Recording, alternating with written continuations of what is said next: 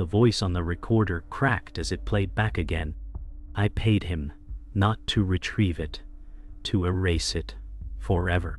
The sound of shallow breathing followed, too deliberate, like someone afraid of what silence would let in.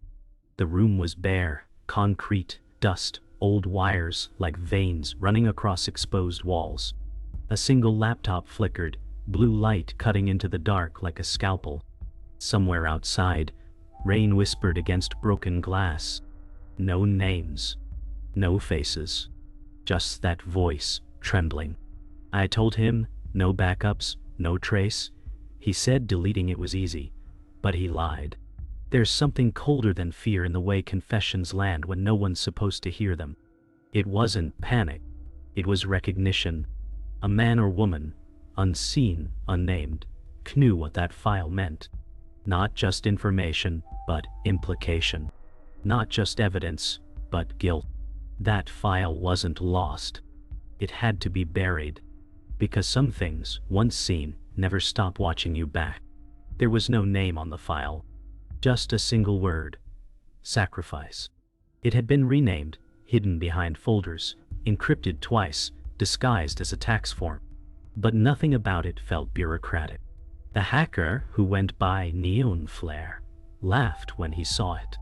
Not because it was hard to find, but because of what it meant to hide something like that. You don't encrypt guilt, he said. You bury it. And yet, the client insisted on deletion. Not backup. Not containment. Just removal, like cutting out a tumor you pretend never existed. Somewhere in that data, someone knew what they did. Somewhere in that file, something was remembered, too vividly to forgive, too dangerous to survive. The hacker's face never showed in full. Reflections in screens, silhouettes against monitors, fragments in dark glass. Neon Flare wasn't a person. He was a process, a way to cleanse regret through erasure. You're not my first, he said once. But you're the quietest. Transactions were simple. Cash and crypto, file access via link, and absolute silence. But this one felt different. He didn't ask what was inside. Didn't want to know. That kind of restraint is rare. Dangerous even. Because some clients don't pay to forget, they pay to silence something they still hear. There was a timestamp. 11 years ago to the second. The file hadn't been touched, but someone opened it once, and then ran. The data wasn't just text. It had footage. Audio, a confession. A scream. No one knew. No one wanted to know. Neon Flare watched it once. Only once. Then he disconnected, mid-call, mid-deal. When he came back, his voice was quieter. You need to understand something, he said. Deleting it won't change what it cost. Only who pays next. And for the first time, the client didn't reply. The confession wasn't screamed. It was whispered. Caught between static and slow breathing. No names, just admissions. I didn't lose her, the voice said. I gave her away. The rest was silence. But that sentence echoed like a bullet in a quiet room. Neon Flare stared at the waveform for hours after. There's no delete button for that, he muttered. The client paid double, triple, diet. Whatever it took. But it was too late. The truth wasn't stored in the file. It was leaked in the moment someone tried to erase it. And now, someone else had heard it too. The man who paid for the deletion now walks through a life held together by rituals. Same hallway. Same locked drawer. Same glance over the shoulder before logging in. His name is Elliot Granger, mid-40s, software engineer, polite smile, but eyes always tired. He makes coffee with precision, never sweetens it. Each movement is quiet, controlled. His apartment feels like a hotel room someone tried to make look lived in. Books unopened, dishes unused, pictures that face the wall. Guilt doesn't scream. It simmers. He hasn't opened a browser tab without incognito mode in 6 years. But today, he checks his email. And there it is. A message with no subject. Just a single sentence. You didn't delete it. His hand shakes. He deletes the email, then deletes the trash. But his screen doesn't go dark. The cursor moves on its own. Elliot hadn't heard from Neon Flare in over 3 years. The deal had been final. Or so he thought. But the email wasn't from the hacker. It came from a dead domain. A ghosted IP, like someone rebuilt the past just to haunt him. He checks the metadata. Scrubbed clean. Whoever sent it didn't want to be found. But they wanted to be heard. He stares at the laptop, sweat forming on his brow. The message didn't just say the file wasn't deleted. It implied someone still had it. That wasn't supposed to happen. He paid for a purge. Total wipe. No mirrors, no logs. You promised, he whispers to no one, as if invoking a god that abandoned him. Then without warning, the laptop crashes. Black screen. No startup sound. Just a faint whisper through the speakers. A voice he hasn't heard in over a decade. You didn't lose her. After the crash, Elliot sits frozen, listening. The apartment around him is still, yet feels watched. He unplugs the machine, yanks the battery, but the whisper lingers in his head, unrelenting. He walks to the window and looks out. Same street. Same street lamp. Dying. But something's wrong. A figure stands beneath the pole, unmoving, face obscured by the angle. Elliot stares. Doesn't blink. He remembers the night of the deletion. The weather. The fear. And the one thing he never told Neon Flare. He didn't just want the file gone, he wanted the memory gone. But memory doesn't delete. It lingers. It builds a shrine out of silence. The figure vanishes when he looks again. Gone.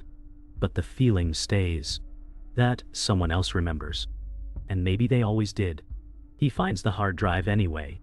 Buried behind years of detritus, cables, batteries, locked drawers filled with nothing but dust and guilt. He doesn't plug it in. Just holds it, as if it might start humming on its own. 11 years. 11 years since the file first appeared on his screen, unsigned, unexplained. But Elliot knew what it was. Who it was. That's why he didn't open it until the third night. And when he did, he watched the whole thing. Every second. And did nothing. That silence still rings louder than any scream. Now, even holding the drive feels like holding a loaded gun. Somewhere on it, the girl. Her voice. Her final words. If he plugs it in, he could know for sure. If he plugs it in, someone else might be watching. He dreams of her again. Same place. Same dress.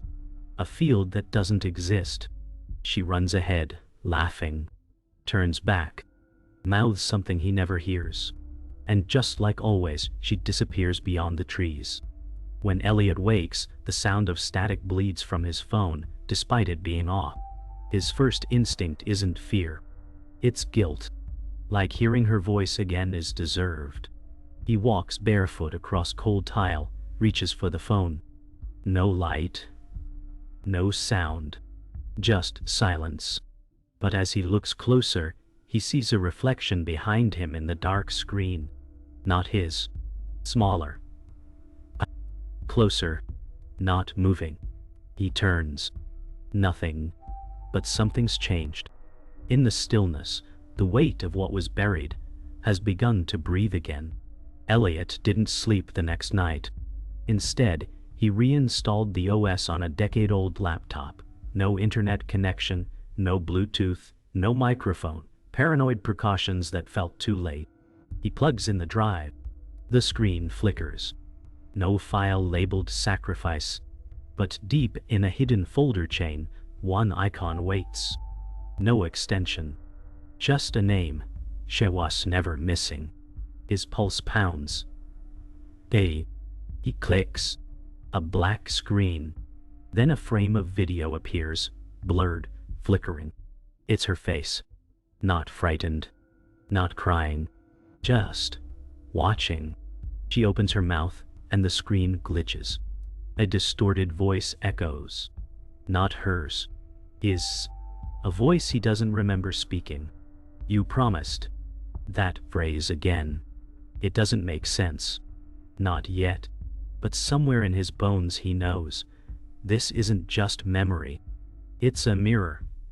The girl's face on screen doesn't blink. But the timestamp at the bottom of the video keeps moving. The footage isn't frozen. She's staring. Waiting. Then, the screen cuts to a grainy hallway camera. Inside Elliot's old house. He hasn't lived there in 10 years. He watches as a younger version of himself walks into frame, carrying something bundled in a gray sheet. He remembers none of this. He whispers, "This didn't happen." But it did. Or someone wants him to believe it did. The footage follows the younger Elliot down into the basement, where he places the bundle in the freezer. The girl's face flickers back. This time she speaks. "You don't remember, because you chose not to." His throat tightens. "I'm not just guilt now. Terror. Elliot slams the laptop shut and staggers back, knocking over a chair. His breath comes in sharp bursts. "It's fake," he says aloud. But he doesn't believe it. He can't. Memories begin to stir, disconnected moments. The smell of bleach. A missing towel. The broken basement lock. He had sealed that room. Paid a contractor in cash to tile over it. Said it was for moisture control. Lies stack fast when you want them to last.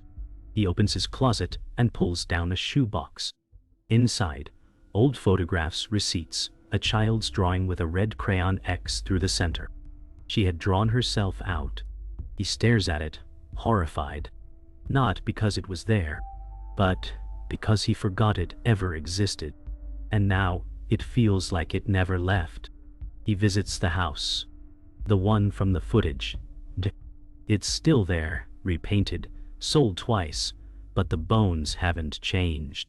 He stands at the curb, as if trespassing on his own past. Through the windows, laughter echoes. A family lives here now. A child runs past the living room curtain. For a moment, Elliot can't breathe. He walks away quickly, afraid he might knock and ask about the basement. Afraid they might already know. He circles the block 3 times before finally stopping at the alley out back. Behind the fence, the vent from the old freezer still sticks out of the brick like a buried secret. He touches it. Cold. New paint over old rust. Whatever was hidden is still sealed inside. Or worse, waiting to get out. That night, he dreams again. But this time, he's the one in the field. The girl runs ahead, but he doesn't follow. He stands still, barefoot in the grass, while she disappears into the dark trees. She doesn't turn this time. Doesn't laugh. The field begins to rain, not water, but ash. When he wakes, the drawing is gone. The shoebox too. He searches every corner of the apartment, frantic. Then his phone buzzes. Unknown number. New. No message. Just a voicemail. He plays it. Static. Dial. Then her voice. I waited. Then, silence. Then his voice again. Breathing. Then whispering something unintelligible. Not a memory. A recording. Someone had been in the room. Someone had heard him dreaming. And they wanted him to know it. Elliot makes contact again. Not with neon flare, he's gone. Wiped. But someone else answers the old chat stringed. New username. Same encryption key. All. You should have burned it, they write. He replies. You have the file? No answer. Just a link. He hovers over it, hands trembling, afraid of what opening it means, and more afraid of what not opening it will cost. He clicks. It's not the file. It's a live stream. A room. Familiar. Dark towel. White tile. Freezer in the corner. The basement. His basement. But it's live. Men? Someone's in there now. Standing still, head bowed. Then the figure looks up into the lens. It's him. Or someone who looks exactly like him, only younger. Cleaner. And smiling. Elliot stumbles back. "What is this?" he types. The reply comes instantly, "This is what you left behind." He runs the IP trace, not because he thinks it will work, but because helplessness demands motion. It pings back somewhere local. Less than 10 miles. He gets in his car and drives. No plan. Just instinct. Through rain-washed streets and half-lit roads he once knew better. Past the school. Past the cemetery. The streets blur. Then his phone pings again. New image. A grainy photo. Him, standing outside a convenience store, right now. He looks up. Across the street, someone steps behind a parked van. He runs, but the van pulls away. Gone. No license plate. Just a message smeared in the condensation on the back window. "We remember." Elliot falls to his knees in the road, headlights in the distance, the sky threatening to break. He returns to the apartment and finds the walls defaced. Dozens of photos. Printed screenshots. Frames from the file. Her face. His face. Over and over. The phrase "she was never missing" scrolled across them all in red marker. He tears them down, hands shaking, breath rapid. Underneath one photo, he finds a note. Not printed. Handwritten. "E. You told us she mattered. You told us you'd fix it." Elliot collapses into the chair, head in hands. The memories are no longer shadows. They're real. They have faces. And now, so does his lie. He remembers holding her hand at the edge of the woods. Promising she'd be safe. Promising her he'd never tell. But he did worse. He buried her in silence. And called it mercy. The building's power dies at midnight. Not citywide. Just his floor. Deliberate. Thought. Elliot grabs a flashlight and moves room to room, checking locks. Everything closed. Then the noise begins. A low hum from the laptop, powered off. Then, a child's voice. Not crying. Singing. A lullaby. Familiar. Shall. He follows the sound to the bathroom mirror. Fogged from nowhere. On the glass, her name, traced in a child's finger. He wipes it clean. Behind him, in the mirror, stands the younger Elliot again, smiling, closer. This time, his eyes are weeping. Elliot spins around. Nothing. But the singing hasn't stopped. It won't stop. It's not haunting him. It's reminding him of the night he left her. Of the cold.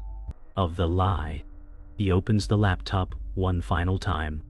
The drive is gone. No device connected. But the file is open. It plays itself. Not footage now. A simulation. A looping scene of Elliot walking through the woods, calling her name. Over and over. Each time more frantic. Each time more broken. Then, on loop. His voice, "I gave her away." He screams at the screen. That's not what happened. But the playback doesn't care. The program rewrites itself in real time. New files spawn. Marla Laste's silence accost, his voice only. The hacker was never in control. The file was never just data. It was testimony. A truth the world didn't want. But the ghost couldn't forget. Elliot weeps. Not because it's still here, but because it never left. Elliot doesn't sleep. Doesn't blink. Just rewatches the file as it mutates. Frame by frame, the girl's image decays, eyes wide, mouth moving in glitchy silence. He tries to pause. It resumes itself. He tries to delete. It multiplies. The voice returns. Hers. This time, clear. "You left me there." Then his voice overlaps hers. A recorded argument. Two adults shouting off screen. A child crying. He doesn't remember this sound, but his voice cuts through. "She's not mine. I never asked for this." Elliot recoils. The lie he'd built, the noble silence, the protection, crumbles. He didn't save her. He refused her. Not once, but repeatedly. The sacrifice wasn't the loss. It was the abandonment. And now it's back. He finds an old phone in the bottom of a drawer, burner from years ago, cracked but intact. When powered on, it buzzes immediately. One message. A video. A real one. Not a simulation. Footage of the woods, daytime, shaking as if recorded in a rush. Then her voice laughing. Happy. Innocent. Wall. She runs ahead, calling back. Come on, slowpoke. He knows this day. But he didn't film it. The camera pans, briefly catching his own face in reflection. Behind the lens. Then the recording jerks, cutting to nighttime. Same woods. Her voice crying. The sound of running. His own voice distant. Just stay there. I'll come back. But he didn't. That was the promise. And that was the lie. He left her there. On purpose. Elliot paces the room like a prisoner. The timeline in his mind is fracturing. He had told himself she was taken. That he searched. That he mourned. But all those memories are loops stitched together by guilt. What he remembers now is worse. He found her again. 2 days later. Alive. Shivering. Hiding in a hollow. And he turned around. Walked away. Why? The reason is buried in silence. But now, it's screaming. A choice he made to preserve himself. To avoid scandal. A custody battle. A name on a court document. She wasn't his blood. But she trusted him anyway. That's what the file was. Not proof of her death. But proof of his choice. Not an accident. A decision. The live stream returns without warning. Same basement. Same younger Elliot standing there motionless. But now, he speaks. Not to the camera. To Elliot directly. You came back, but not for her, for yourself. The voice echoes unnaturally, like inside a cathedral. The younger version kneels beside the freezer and opens it. Nothing inside. Then slowly, he pulls out a tape recorder. Presses play. And the real Elliot hears it, his own voice, aged and broken, saying, "No one would believe me." And the girl's voice replies, soft but unwavering, "I would have." The video ends. Elliot screams. Rage. Regret. Collapse. It was never the file that needed deleting. It was the truth inside him. He drives back to the woods. Alone. No phone. No camera. No weapons. Just memory. He walks until the sounds of the road vanish, until the only sound is wind through brittle branches.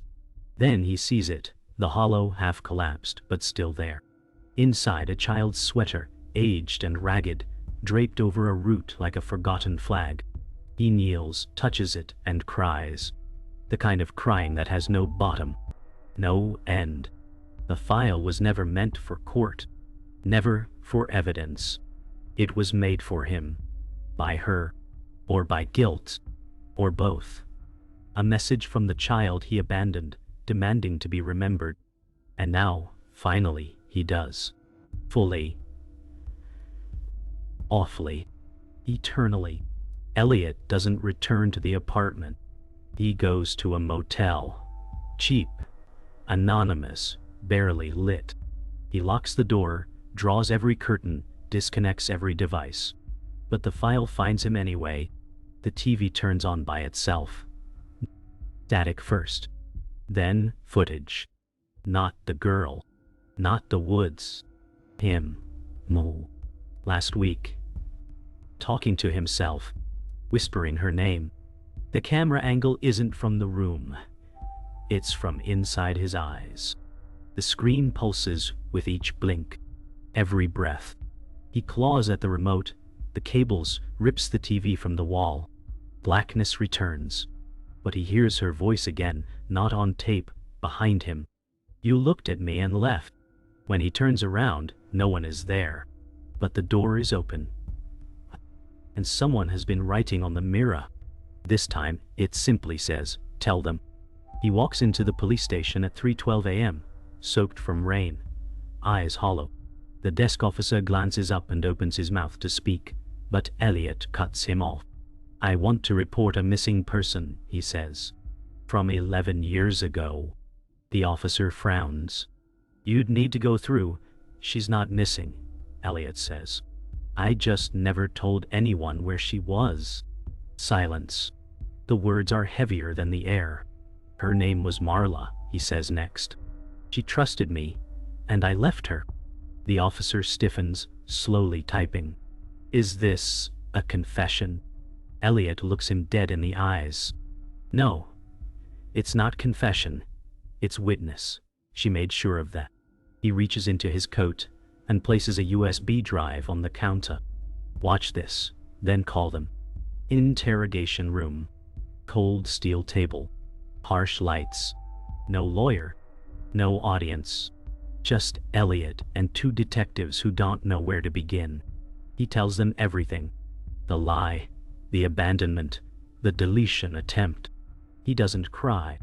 Not anymore. The tears are burned out. The detectives glance at the USB, then each other. One asks, "Why come forward now?" Elliot stares at the tabletop. "Because she came back." They scoff. He says it again, quieter. Not physically, but through the file. Through the voice. Through the one who never let me forget. He looks up. She made the truth louder than the silence. The detectives don't believe all of it, but they believe enough. Because guilt, when it's this raw, can't be rehearsed. They search the woods. The hollow is still there. The sweater.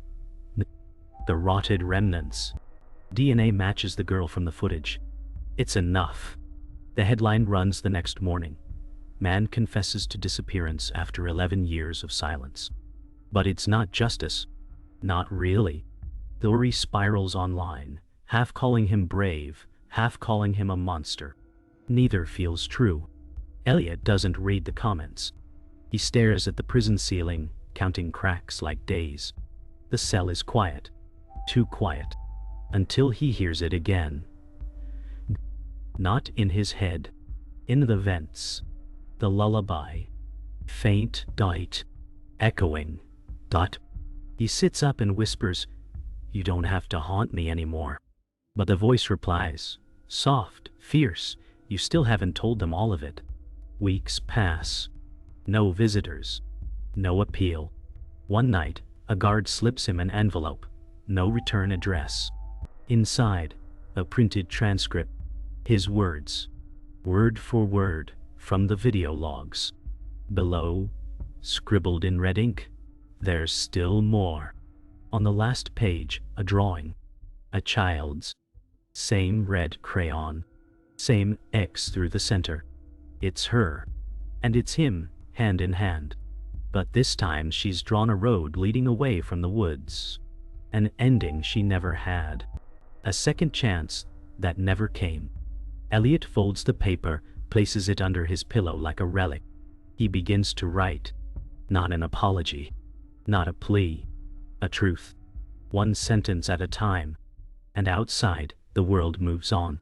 But in one prison cell, the real story has just begun. 3 months later, the world has moved on. New scandals. New crimes. But Marla's name lingers in forgotten corners of the internet. A subreddit. A podcast episode. A forum thread titled, "The File That Shouldn't Exist." They debate Elliot's guilt like it's a riddle. Some say he was manipulated. Others say he got off too easy. But none of them knew the girl. Not like he did. In prison, Elliot receives no visitors. No interviews. Only letters. Most he doesn't open. But one, without return address, holds only a photo. Marla in the field, smiling, drawn in crayon. This time, there's no red X, no shadow behind her. Just a sun. A sky. A second page reads, "You finally told the truth." Below it, in a child's handwriting, "Thank you." Elliot begins writing again. Not to courts, Not to the media. To her. A notebook filled with one-sided conversations. I remember the sound you made when you laughed with your whole body. I should have held your hand longer. The pages are uneven, ink smudged, but he writes every night. It's not about redemption. It's about seeing her finally without the fog of denial. He no longer tries to forget. He builds memory like a shrine, one detail at a time. The notebook grows. The guards never ask what he's writing. They're used to broken men talking to ghosts. But Elliot isn't broken anymore. He's undone. And there's a difference. Because broken can be fixed. Undone means you were never whole to begin with. One morning the cell door opens early. A guard hands Elliot a printout. A news article. Headline: Missing Girls Remains Identified. Community Demands Closure. They found what was left of her. Officially. Closure for the public. Finality for headlines. But not for Elliot. He folds the paper and places it between the notebook pages, not as proof but as punctuation. The world needs endings. Labels. Case closed. But grief doesn't end. It changes shape. And truth doesn't die with the body. It waits. In the echo. In the spaces people leave behind. Elliot looks up at the window and sees light break through the bars like morning, cracking open. He whispers her name. Not in mourning. In memory. Elliot is transferred. New facility. Smaller. Quieter. He leaves behind the notebook, hidden inside a vent, sealed in plastic. A note on top reads, "For her." He doesn't take the photo. He doesn't need to anymore. What he carried as burden now lives as memory. The new prison has no windows. Fluorescent lights hum constantly. Time melts here. But he feels no panic. For the first time he exists without pretending. The silence no longer claws at him. It speaks. And he listens. Every night before bed he mouths the same sentence. She trusted me. And then after a breath, she shouldn't have had to. That's not regret. It's truth. And it's enough. For now. Years later, the file surfaces again. Not in court. Not online. In a school project. That were vestibules of time. A digital archive of forgotten voices. A student uploads an audio clip with no metadata, just labeled "The Sacrifice." It's her voice. Clear.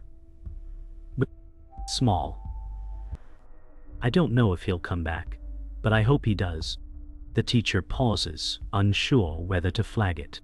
But something about it feels real. Unfiltered. A moment not meant for anyone, but now heard by everyone. It spreads. Quietly. Not viral. Reverent. A whisper passed from ear to ear. It ends with one final line. One Elliot never remembered recording, but is there all the same. She didn't go missing. I did.